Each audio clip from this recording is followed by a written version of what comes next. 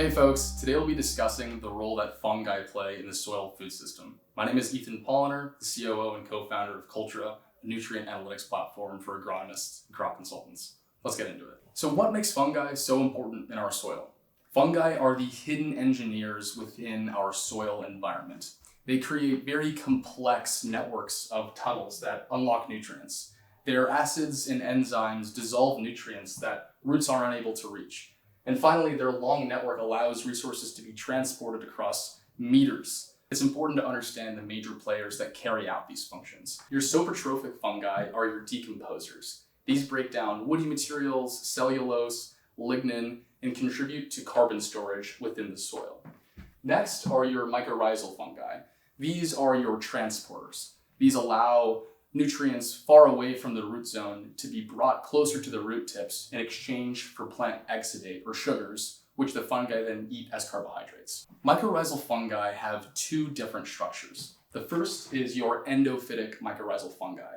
These penetrate the root themselves at places called arbuscules, which then allow for nutrient trading within the root. The next type is your ectophytic mycorrhizal fungi.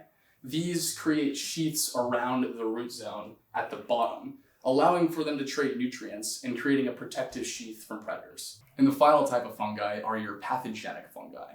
These are not as healthy for your soil, in fact, often parasitic or pathogenic to your soil. These include your white rusts, your smuts, your rots, and your powdery mildews. And these generally live healthy within degraded soils. Now that the main fungal groups are clear, it's important to understand how fungi actually grow and spread within our soil environment. Fungi begin as spores, and they've developed pretty impressive techniques for spreading. Some launch themselves using their tail, some attach to insects based off of a small scent that they produce, others attach to mammals while they're grazing. These spores can wait dormantly in the soil for years until both the moisture and temperature conditions are apt for their growth and development. After the spore has been germinated, it develops into what is known as a hypha, an individual cell within the fungi. Once germinated, hypha grow through apical growth, meaning they shove cells into the tip of the hypha. What this does is it creates a deep and vast network of mycorrhizal fungi within our soil that both transports nutrients away and toward the plant. The cytoplasm within the hypha circulates resources like a conveyor belt from faraway areas directly to the root tip zone in order for the plant to uptake those nutrients in exchange for sugars known as plant exudates that are shared with the fungi. Hypha ultimately grow into these branch networks of visible mycelium, at which point spore development occurs as branches on top of these hyphae. And these are how the spores continue to grow and grow and grow and explore the soil on their own. Some fungi actually use this apical growth within their hypha to kill nematodes. The apical growth from these hypha are strong enough to penetrate granite.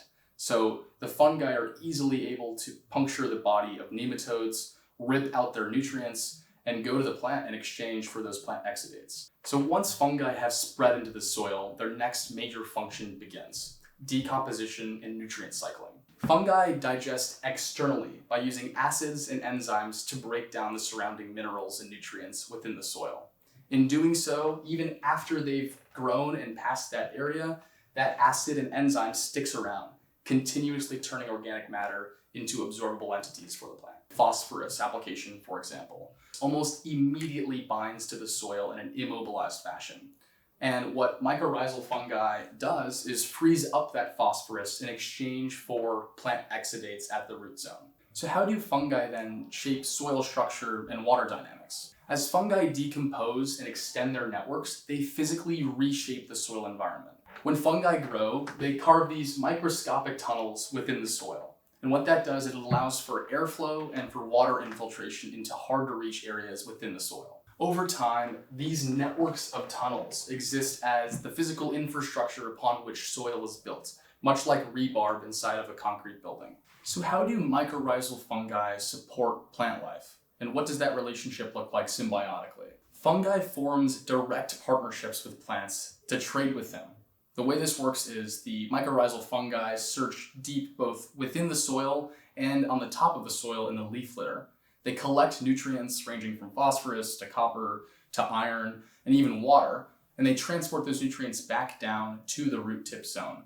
They are expecting a trade, and that plant is to give up a plant exudate, a sugar, to be eaten and turned into a carbohydrate for the fungi. Another example of symbiosis with mycorrhizal fungi is lichen, which is algae and fungi.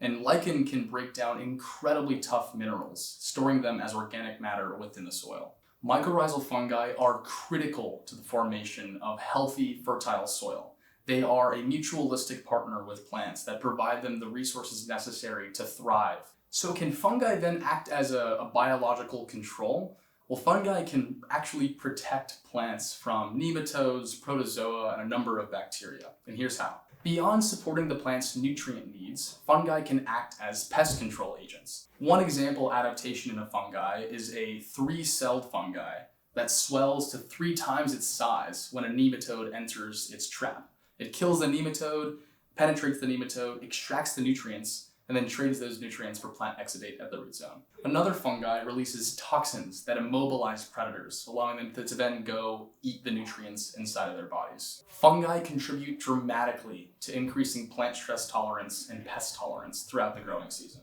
As I mentioned previously, pathogenic fungi can cause smuts, rots, powdery mildew. These pathogenic fungi thrive in compacted, waterlogged soils that do not have microbial life. So how does soil management influence fungal populations and the abundance with which they transport nutrients in our soil? While there are contextual needs based off every farm and garden, here are some general rules of thumb. So management practices such as tilling, compacting, putting salts down, or using pesticides can damage hyphae populations and suppress their ability to grow. Fungi are critical to the health of our soils. And when these populations decline, soil very quickly loses its ability to maintain microbial balance. Soil loses its structure, ability to share nutrients, and ability to maintain carbon storages within that soil. As we wrap up, let's get back at the original question we posed. Why is fungi the hidden foundation for soil health? Fungi perform a number of incredibly important operations. They are the soil's decomposers. They are the nutrient miners that share resources. They build soil aggregates with their enzymes and acids. They stabilize the carbon storage within our soils. And they are partners with our plants, trading nutrients in exchange for sugars from plant exudate.